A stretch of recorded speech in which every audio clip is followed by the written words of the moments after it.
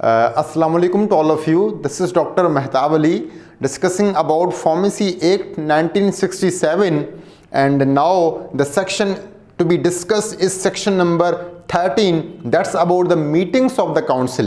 इस सेक्शन के basically 3 subsection है और सबसेक्शन 1 के अंदर ये मेंशन है कि जो काउंसिल है वो किसी भी वक्त किसी भी जगह पे वो मीटिंग्स जो हैं वो उनको कंडक्ट कराएंगे ताकि जो काउंसिल के फंक्शंस हैं वो प्रॉपर वे से परफॉर्म हो सके और बायलाज बनाए जाएं। ठीक है, सबसेक्शन 2 के अंदर ये बताया गया है कि जो प्रेसिडेंट है वो इस मीटिंग को कंडक्ट करेगा, लेकिन अगर प्रेसिडेंट नहीं है तो उसकी जगह पे जो वाइस प्रेसिडेंट है ना वो उस मीटिंग को कंडक्ट करेगा।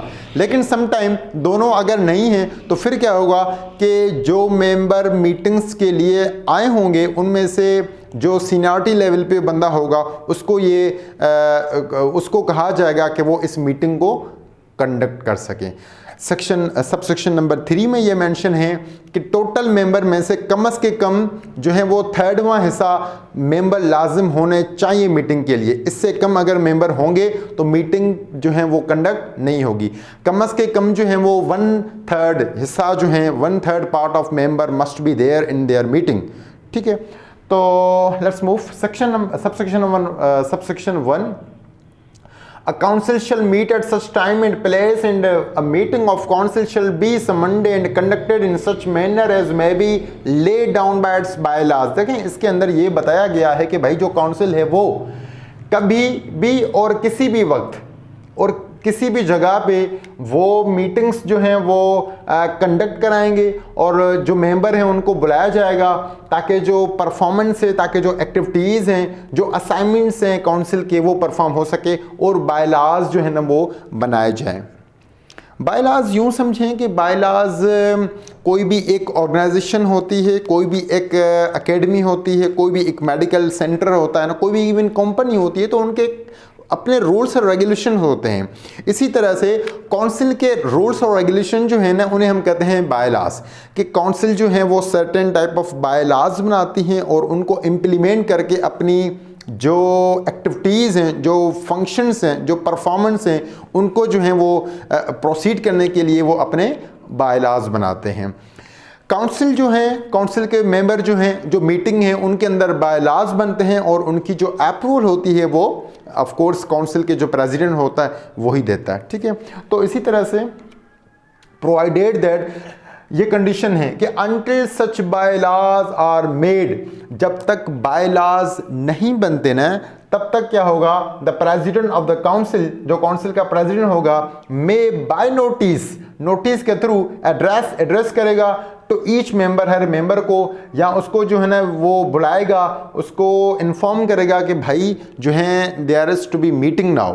ठीक है ना, member and conduct a meeting, और वो मीटिंग को जो है ना वो कंडक्ट करेगा एट सच टाइम, किसी भी वक्त, एंड प्लेस, किसी भी जगह, एंड इन सच मैनर, इसी तरह से, और ही एज मै डीम फिट, ताकि वो जो है वो एक्टिविटीज़ को प्रॉपर वे से परफॉर्म कर सके या वो बायलाज को जो है ना वो बना सके, या जो असाइनमेंट हैं, जो प्रोजेक्ट्स हैं काउंसिल के, जो उनकी के उनके जो फंक्शंस हैं उनको परफॉर्म करने के लिए मीटिंग्स लाजिम होती हैं। Okay, subsection 2, the president and in his absence, अगर प्रेसिडेंट हैं तो डन, वो प्रेसिडेंट जो है उस मीटिंग की सदारत करेगा, उस मीटिंग को कंडक्ट करेगा। लेकिन अगर प्रेसिडेंट नहीं है तो उसकी जगह जो वाइस प्रेसिडेंट है वही प्रिजाइड करेगा इस मीटिंग को। लेकिन अगर दोनों नहीं है, अगर प्रेसिडेंट भी नहीं है और वाइस प्रेसिडेंट भी नहीं है, देन क्या होगा कि उस मीटिंग के अंदर जो बंदे बैठे होंगे उनमें से सीनियरिटी लेवल पे जो बंदा होगा उनको कहा जाएगा कि वो इस मीटिंग को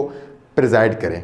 ठीक है, The president and in his absence the vice president shall provide at every meeting of the council, and in the absence of both the president and the vice president the member present shall elect, जो member वहीं पे होंगे ना वो किसी भी बंदे को इलेक्ट करेंगे, elect one amongst them to preside, ताकि वो जो है वो उस मीटिंग को कंडक्ट या प्रिजाइड कर सकें।